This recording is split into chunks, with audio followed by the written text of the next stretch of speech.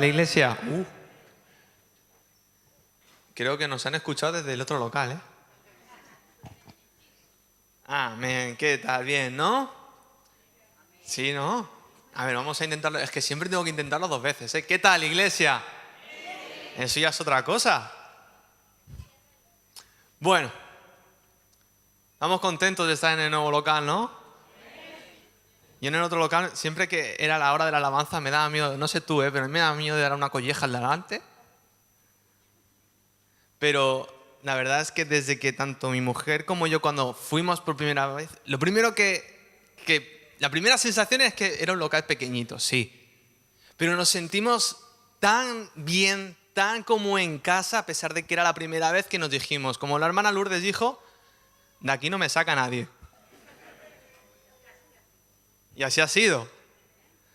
En su caso, en el mío y en el caso de otras muchas más personas, porque estábamos en familia y seguimos estando en familia y ahora tenemos la oportunidad y la bendición de estar en un nuevo local por el que tanto hemos orado, ¿no? Así que hoy quisiera seguir con la serie que empecé hace unas semanas. No sé si te acuerdas, seguro que te acuerdas del Mr. Potato, de eso sí. Eso sí. Hoy iba a traer a Buzz Lightyear, pero mi hijo me ha dicho que no. Me ha dicho, llamas, no, por favor, papá. Pero en fin, pues para hacerte un breve resumen, empecé una serie llamada Eclesia, que significa iglesia, asamblea en griego, ¿no? Y en el primer mensaje estuvimos hablando de la iglesia como individuo, de la importancia de ser templos del Espíritu de Dios. En el segundo mensaje, que es el que seguro que más recordáis, es en el que estuvimos hablando de la iglesia como comunidad. Y en esta tercera ocasión vamos a hablar de la iglesia dentro de la sociedad. Por eso he titulado este mensaje, la iglesia como contracultura. Entonces, antes que nada, tendríamos que preguntarnos, ¿qué es la cultura? Y no me vale, en plan, hacerse el listo, tener muchas carreras, tener muchos estudios, ¿vale? Esa es la primera definición del diccionario. Pero si vamos a la segunda definición que nos da cualquier tipo de diccionario, dice, conjunto de conocimientos, ideas, tradiciones y costumbres que caracterizan a un pueblo, a una clase social, a una época, etc. Y yo quisiera preguntarte, ¿podemos decir que nuestra cultura como iglesia, nuestra cultura como cristianos es semejante a la de la sociedad en la que vivimos?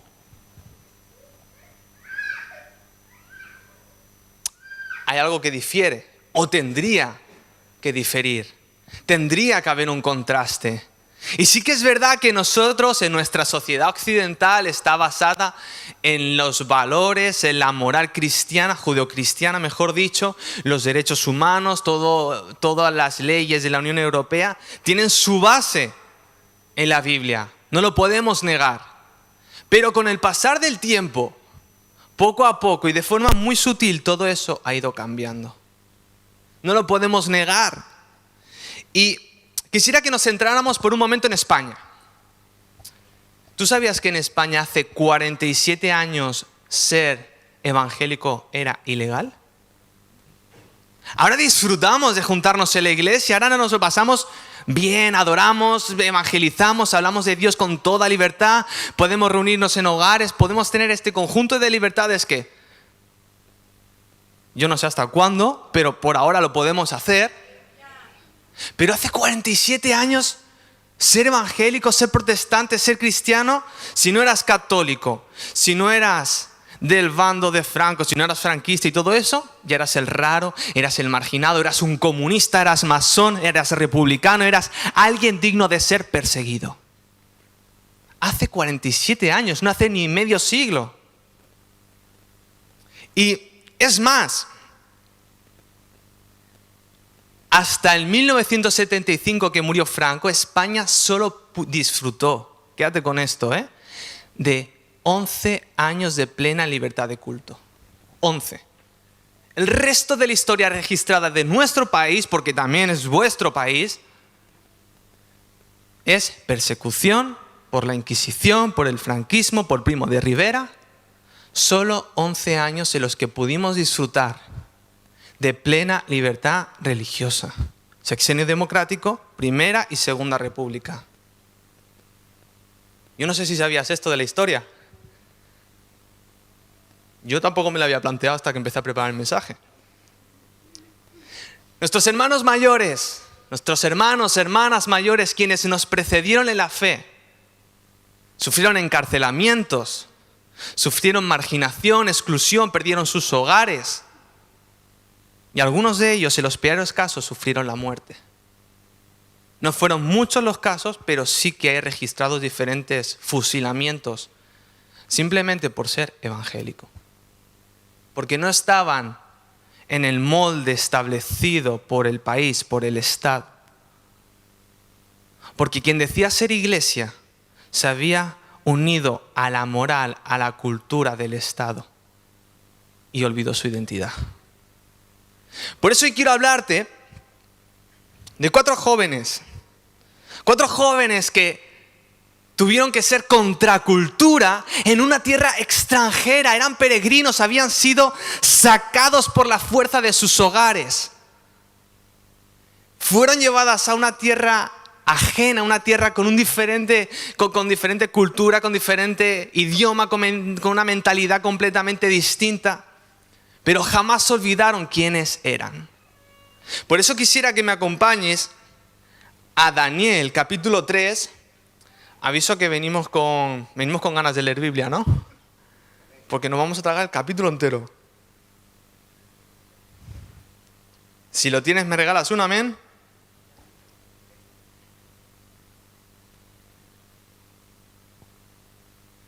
Y dice la palabra de Dios en el nombre del Padre, del Hijo y del Espíritu Santo, la leemos juntos. Lo tenemos, ¿no? Daniel 3. Guillermo, tu amén. Es que como está detrás de la columna. Está detrás de la columna no porque haya llegado tarde, como decía el hermano Daniel, sino porque está en la puerta, ¿eh? Que para quien no lo sepa, la columna la pusimos a posta. Ahí lo explico el hermano Daniel, ¿vale? Si lo quieres ver, y si quieres saber por qué, te miras el vídeo de ayer. Y como siempre digo, te suscribes. Vale, Daniel capítulo 3 lo tenemos, ¿verdad? ¿Amén? ¿Sí? Vale. El rey Nabucodonosor hizo una estatua de oro cuya altura era de 60 codos y su anchura de 6 codos, es decir, de 30 metros de alto por 9 metros en la base y de ancho. La levantó en el campo de Dura, en la provincia de Babilonia. Y envió el rey Nabucodonosor a que se reuniesen los sátrapas, los magistrados, los capitanes, oidores, tesoreros, consejeros, jueces y todos los gobernantes de las provincias, para que viniesen a la dedicación de la estatua del rey Nabucodonosor había levantado. Y el pregonero anunciaba en alta voz: mándase a vosotros, oh pueblos, naciones y lenguas, que al oír el son de la bocina, de la flauta, del tamboril, del arpa, del salterio, de la zampoña y de todo instrumento de música, os postréis y adoréis la estatua de oro que el rey Nabucodonosor ha levantado. Y cualquiera que no se postre y adore, inmediatamente será echado dentro del horno de fuego ardiendo. Por lo cual, al oír todos los pueblos el son de la bocina, de la flauta, del tamboril, el arpa, el salterio, la zampoña y todo instrumento de música, todos los pueblos, naciones y lenguas se postraron y adoraron la estatua de oro que el rey Nabucodonosor había levantado. Pues por esto, en aquel tiempo algunos varones caldeos vinieron y acusaron maliciosamente a los judíos. Hablaron y dijeron al rey Nabucodonosor: rey, para siempre vive. Versículo 12, para agilizar un poco la lectura. Hay unos varones judíos, los cuales pusiste sobre los negocios de la provincia de Babilonia, Sadrach, Mesach y Abed-nego. Estos varones, oh rey, no te han respetado, no adoran tus dioses ni adoran la estatua de oro que has levantado. Entonces Nabucodonosor dijo con ira y con enojo que le trajesen a Sadrach, Mesach y Abed-nego. Al instante fueron traídos estos varones delante del rey. Habló Nabucodonosor y le dijo: es verdad, Sadrach, Mesach y Abed-nego, que vosotros no honráis a mi Dios, ni adoráis la estatua de oro que he levantado. Ahora, pues, ¿estáis dispuestos para que al oír el son de la bocina, de la flauta, el tamboril, el arpa, el salterio, la zampoña y todo instrumento de música? Podríamos poner la orquesta, acabamos antes. Os postréis y adoréis la estatua que he hecho. Porque si no la adoraréis, en la misma hora seréis echados en medio de un horno de fuego ardiendo. ¿Y qué Dios será aquel que os libre de mis manos? Sadrach, Mesach y Abed-nego respondieron al rey Nabucodonosor diciendo: no es necesario que te respondamos sobre el asunto. He aquí nuestro Dios a quien servimos puede librarnos del horno del fuego ardiendo y de tu mano, oh rey, nos librará. Y si no, sepas, oh rey, que no serviremos a tus dioses ni tampoco adoraremos la estatua que has levantado. Entonces Nabucodonosor se llenó de ira y demudó su aspecto de su rostro contra Sadrach, Mesach y Abed-nego. Y ordenó que el fuego del horno se calentase 7 veces más de lo acostumbrado. Y mandó a hombres muy vigorosos que tenía en su ejército que atasen a Sadrach, Mesach y Abed-nego para echarlos al horno de fuego ardiendo. Entonces estos varones fueron atados con sus mantos, sus calzas, sus turbantes y sus vestidos y fueron echados dentro del horno de fuego ardiendo. Y como la orden del rey era apremiante y lo habían calentado mucho, la llama de fuego mató a aquellos que habían alzado a Sadrach, Mesach y Abed-nego. Y estos 3 varones, Sadrach, Mesach y Abed-nego, cayeron atados dentro del horno de fuego ardiendo. Gracias, Señor, te damos por la oportunidad de estar reunidos en este nuevo local. Gracias porque lo has hecho tú posible. Confiamos en ti, te lo agradecemos. Llévate toda la gloria de todo lo que se está haciendo hoy, de lo que se ha hecho y de lo que se hará, Señor. Gracias por este local, porque estás aquí entre nosotros. Te pedimos que te glorifiques y que nos confrontes en todo momento, que nos edifiques y arranques de nuestra mente, nuestro corazón y nuestro ser todo aquello que estorba para nuestro crecimiento en ti, Señor.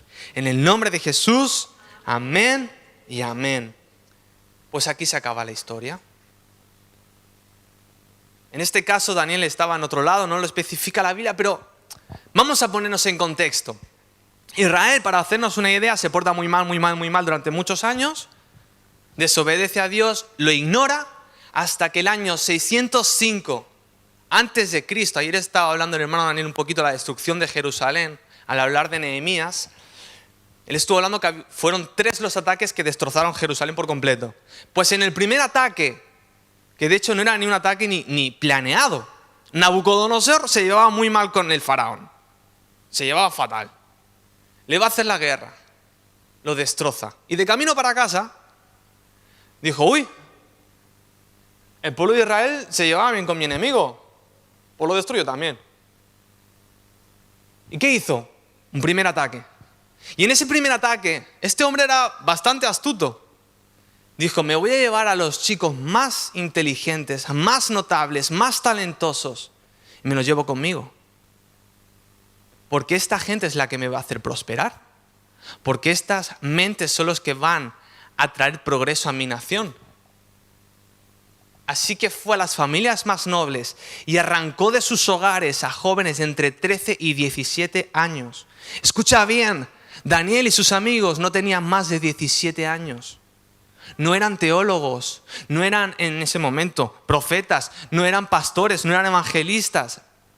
Eran simplemente jóvenes, ya Dios haría grandes cosas con ellos, pero en ese momento eran 4 jovencitos, 4 adolescentes, que en vez de estar jugando Fortnite y en vez de estar con el móvil, el WhatsApp, dedicaban sus ratos libres a orar, a buscar de Dios. Por eso estaban preparados para enfrentar lo que tenían que enfrentar. 4 jóvenes. Y vemos que Nabucodonosor los arranca de sus hogares, de sus familias, de su contexto conocido, los lleva a una ciudad totalmente nueva. Aquel que había destruido su casa, su familia, ahora los acoge en su hogar, en su palacio. Y durante 3 años los prepara. Durante 3 años les enseña su idioma, su filosofía, su cultura, su gastronomía. Y vemos que el rey intenta de una y otra forma, sutilmente, no por la fuerza, intenta hacer que poco a poco se vayan olvidando de Dios. De la siguiente forma, primero intenta atacar su identidad sexual, porque dice en Isaías 39:7, el profeta profetiza de esto. Dice, tus hijos que saldrán de ti y que habrás engendrado tomarán y serán eunucos en el palacio del rey de Babilonia. O sea, Daniel y sus amigos eran eunucos. ¿Tú sabes lo que era un eunuco? No hace falta ningún muñeco, ¿no? Para que lo explique.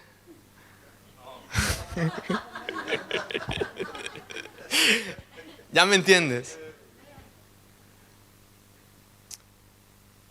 Lo primero que atacaron fue su identidad sexual. Porque lo que definía su sexo, se lo sacaron. Así era la época, la cultura. Porque Nabucodonosor era una salvajada. O sea, de hecho, hasta Jeremías lo describe como una persona sin escrúpulos. Era violento, sanguinario. ¿Tú sabes qué hizo con el rey Sedequías? Le arrancó los ojos. O sea, eso era violento, no, lo siguiente. ¿Qué necesidad tiene de arrancarle los ojos a alguien? Intentaron atacar su idioma. Les impusieron el idioma de los caldeos, el idioma de los babilonios. Y muy probablemente les prohibían, muy probablemente, tendrían prohibido hablar en hebreo. Les cambiaron los nombres. Mira, Daniel. Daniel significa Dios es mi juez. Fue cambiado por Belsasar, el cual significa príncipe de Bel, uno de los dioses paganos de Babilonia. Ananías, el cual significa amado por el Señor. Mira qué nombres tan bonitos, ¿eh? Fue cambiado por Sadrach, el cual significa iluminado por el Dios Sol. Misael, el cual significa ¿quién es como Dios? Fue cambiado a Mesac, el cual significa ¿quién como Venus? Azarías, el cual significa el Señor es mi guía, fue cambiado por Abed-nego, que significa siervo de Nego, otra deidad pagana. Y por último, el otro punto que quiso atacar el rey Nabucodonosor fue la religión. Quiso imponerles una y otra vez su religión. En el capítulo 1 vemos cómo se les presiona para que participen de los banquetes dedicados a otros dioses, a lo que Daniel se niega. Aquí vemos cómo se les obliga a que se rindan y se arrodillen delante de una estatua de oro. Y más adelante veremos cómo a Daniel se le prohíbe orar y él se niega. Y no, yo voy a seguir orando y acaba en un foso con leones. O sea, de una y otra forma, todas las áreas de estos jóvenes, toda su identidad fue atacada, se vio alterada. Pero ellos dijeron, no, nosotros sabemos quiénes somos. Y aunque estemos en tierra ajena, con idioma ajeno, con religión ajena, con un contexto ajeno y con una moral y una ética diferente, nosotros sabemos quiénes somos. Y es que el rey de Babilonia era inteligente, no buscaba imponer su criterio, él quería seducir el corazón de aquellos jóvenes. ¿Cómo? Quería que aceptaran voluntariamente sus creencias. Primero les ofrece formación, estudios en diferentes áreas. ¿Y quién no quiere tener una carrera universitaria pagada? Si ahora te dijera, no, ya deja tu trabajo tranquilo que yo te pago una carrera, la que tú quieres. ¿Quieres estudiar Derecho? Te pago Derecho. En la mejor. Porque ellos no estudiaban en cualquier escuela, estaban estudiando con lo mejor de lo mejor, con los mejores sabios, los mejores profesores. Ellos tenían en su mano la mejor educación del momento, del imperio más fuerte de la época, más poderoso, más desarrollado. Ellos tenían acceso a la mejor educación del mundo en aquel momento. Les dio un hogar, y no cualquier hogar, no les dio una choza, una habitación, no. Les permitió vivir en el palacio. Les dio estabilidad. Les ofreció un trabajo muy bien remunerado, muy bien pagado, con contrato no fijo discontinuo, un trabajo de verdad, indefinido. Con tu SIN de lunes a viernes hasta las 3 de la tarde, eran funcionarios, ¿qué quieres? Con sus 15 pagas, eran funcionarios y sin hacer oposiciones, ya ves tú, ¿eh? Tenían los mejores banquetes, comida de rey. Comida de rey. Jamón de jabugo no, porque eran judíos. Pero tenían de lo mejor de lo mejor. Tenían fideuás pastorales, tenían pupusas, empanadas colombianas, paellas, ya me entiendes. Tenían lo mejor de lo mejor. Y tenían posición y poder. No ocupaban cualquier cargo. Si tú lees el final del capítulo 2, dice que el rey Nabucodonosor los puso en posiciones privilegiadas, en puestos de honor. Tenían gente a su cargo, tenían territorios que gobernaban, provincias estaban al cargo de Daniel y sus amigos. Pero viene la prueba de fuego, porque todo eso no es gratis. Debían arrodillarse ante la gran estatua de oro. Solo tenían que arrodillarse. Si tan solo se arrodillaran ante esa gran estatua, podían fingir perfectamente y luego arrepentirse. Podían decir, bueno, sí, sigo el rollo y luego ya me arrepiento. Si tan solo hubieran hecho eso, se hubieran ahorrado un montón de problemas. Se hubieran ahorrado el tener que discutir con el rey, el meterse en un horno de fuego. Era solo arrodillarse y su vida continuaba con todos los privilegios y lujos que ellos tenían. Porque toda aquella sociedad estaba diseñada para que Daniel y sus amigos se olvidaran a Dios. Toda aquella sociedad estaba diseñada para que se arrodillaran ante la estatua de oro. Con lujos, con privilegios, con todo. Y yo quiero preguntarte, hoy,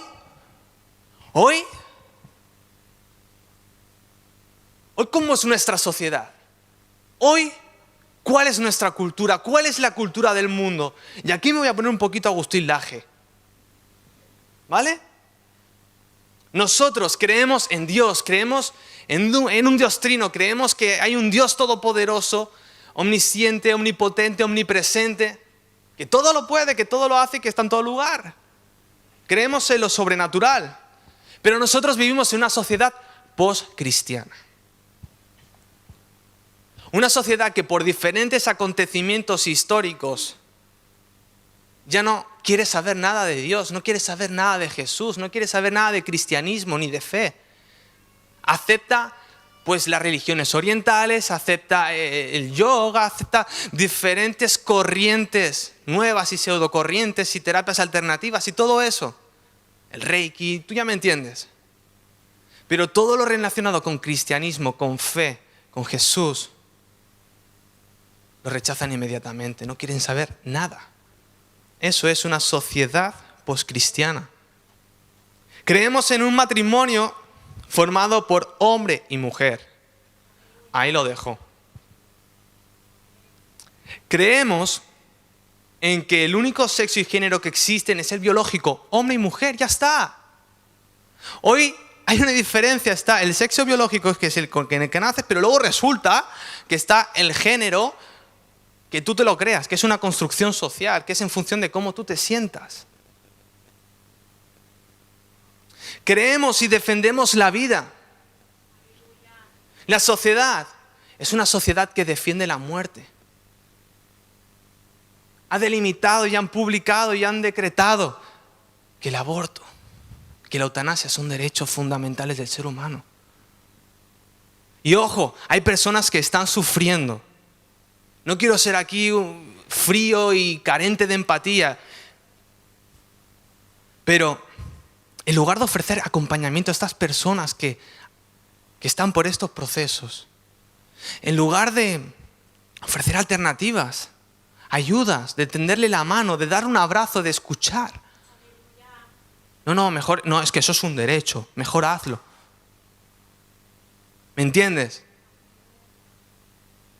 Creemos en una moral y en una ética firme que no cambia. La moral de esta sociedad es relativa, subjetiva. Si no daña al otro, pues está bien. No, si yo creo que está bien, pues no está mal. Y si el otro cree que está mal, pues yo creo que está bien. Cuando el relativismo moral cae por su propio peso. El posmodernismo cae por su propio peso. Porque la premisa de la que parte es incoherente.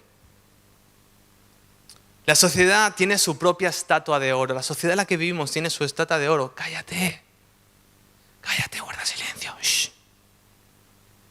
No digas que eres cristiano. No digas en lo que crees.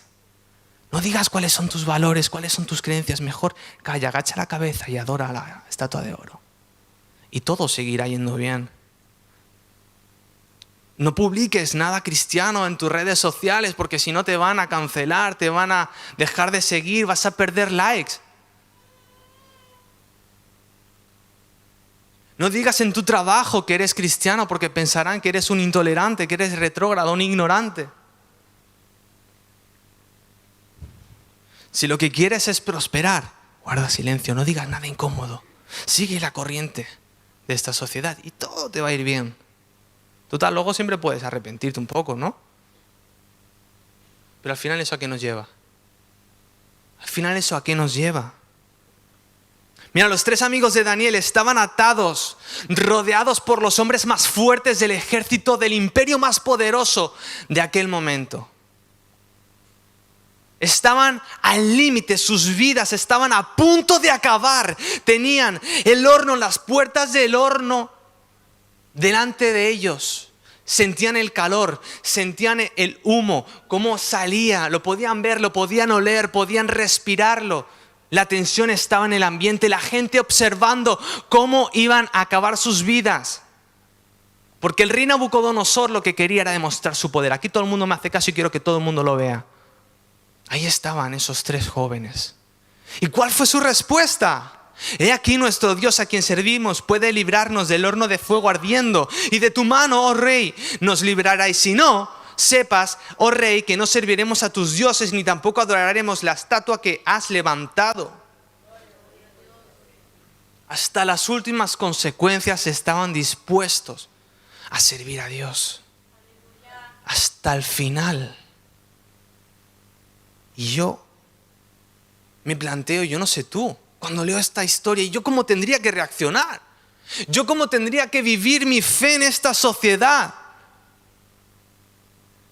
Pues pienso que lo primero es que seamos conscientes de nuestra realidad. Daniel y sus amigos sabían perfectamente de dónde venían, en qué Dios creían. Sabían perfectamente quiénes eran. Sabían que eran peregrinos. Nosotros somos peregrinos. Nuestro hogar, nuestra patria, no está aquí, está en el cielo. Por eso a mí me enfada cuando, hoy es el 11 de septiembre, muy bien, pero cuando empiezan no, Cataluña, no, España, mira, nuestro reino está arriba. ¿Para qué discutir por fronteras? No vale la pena, y no voy a entrar en lo político porque no es lo que tengo que hacer, pero nuestra identidad y nuestra realidad está en el cielo. Pero ellos eran conscientes del entorno en el que vivían. Estaban en tierra hostil y supieron mantenerse firmes. Así que primero, ser conscientes de nuestra realidad. Segundo, saber cuál es nuestra identidad. Porque saber cuál es tu identidad va a definir cuáles son tus actos. Saber quién eres va a determinar tu futuro. Nosotros creemos en Dios, sabemos que hay una eternidad y que nos espera un cielo, por eso intentamos seguir sus pasos. Sabemos cómo debemos comportarnos, así que con nuestras fuerzas, fallos y caídas y debilidades, aún así nos levantamos y seguimos el camino que Jesús marcó. Tercero, tomar determinación. Y aquí está el versículo clave del libro de Daniel. Lo que marcó la diferencia en el libro de Daniel es Daniel 1:8. Daniel 1:8. Y quiero que te quedes con esto. Porque lo que marcó un antes y un después en su vida es lo siguiente. Voy a leer solo la primera frase. Y eso sí que quisiera que lo buscaras.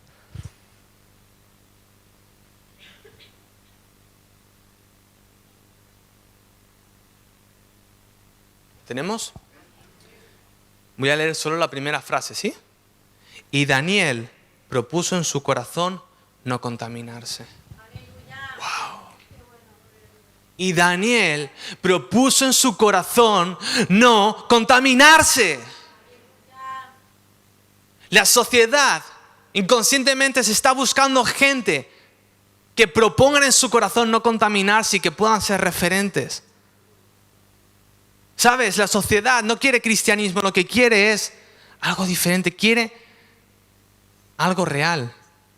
Y cuando digo no quiere cristianismo, no quiere instituciones ya establecidas donde hay alguien que manda, el otro obedece, no. La sociedad, sin saberlo, está buscando desesperadamente a Jesús. Piénsalo por un momento.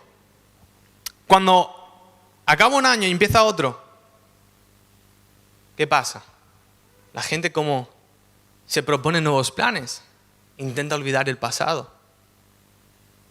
Cuando llega San Juan, hay mucha gente que quema cosas viejas porque intenta borrar su pasado. El ser humano es consciente de que tendría que ser de una manera, no lo es. Es consciente de que necesita un perdón ajeno a él.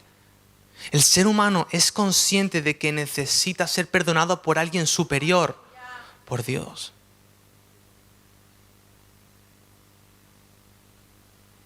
Y por último, confrontar con mansedumbre. Primera de Pedro 3:15 dice, si no santificad a Dios el Señor en vuestros corazones y estad siempre preparados para presentar defensa con mansedumbre y reverencia ante todo aquel que os demande razón de la esperanza que hay en vosotros.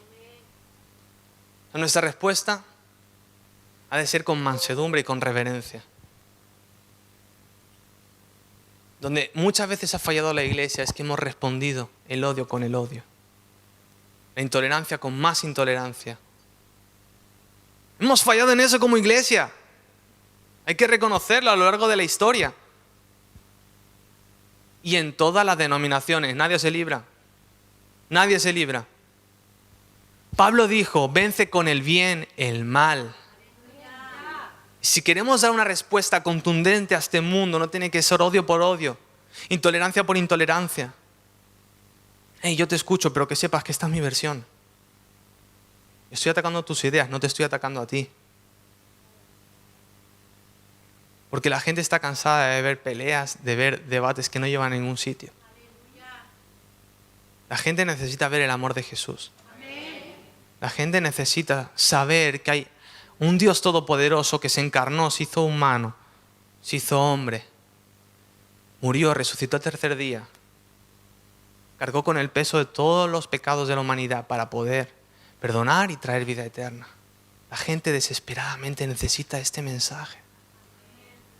Lo puede reconocer o no, pero lo necesita. Así que ya, para concluir, la historia, todos sabemos cómo acaba. Están los 3 chicos dentro del horno y mueren. No.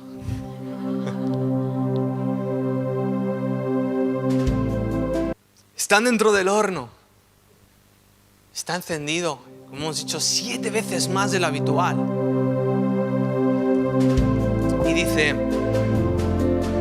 que el rey Nabucodonosor se espantó y se levantó apresuradamente y dijo a los de su consejo, pero ¿no echamos a 3 varones atados dentro del fuego? Ellos respondieron al rey, es verdad, oh rey. Y él dijo, he aquí, yo veo 4 varones sueltos que se pasean en medio del fuego. Ya no estaban atados, se paseaban dentro del horno. Y dice,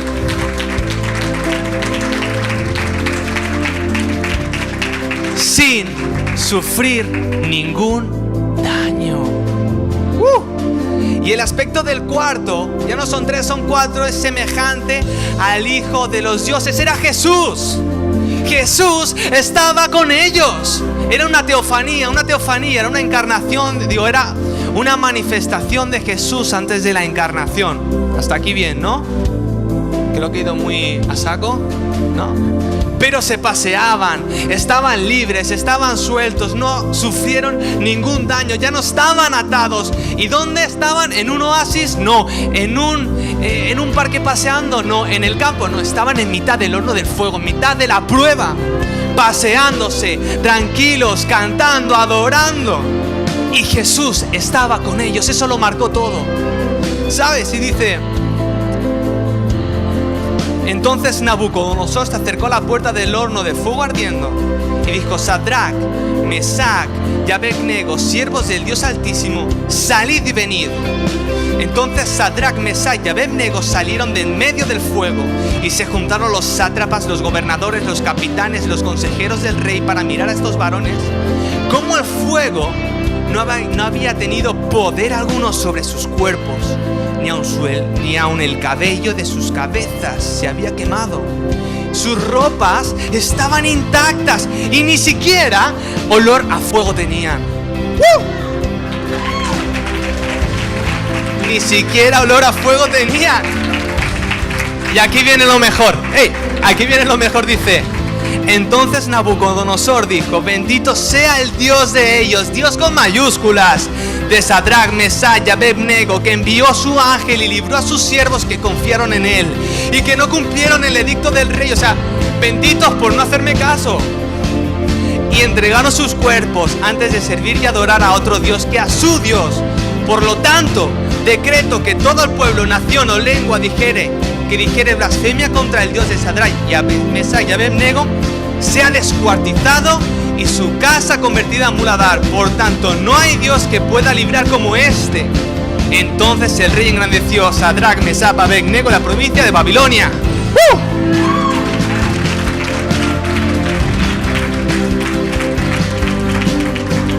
Todo un imperio, el imperio más poderoso del mundo, en aquel entonces pudo ver la gloria de Dios.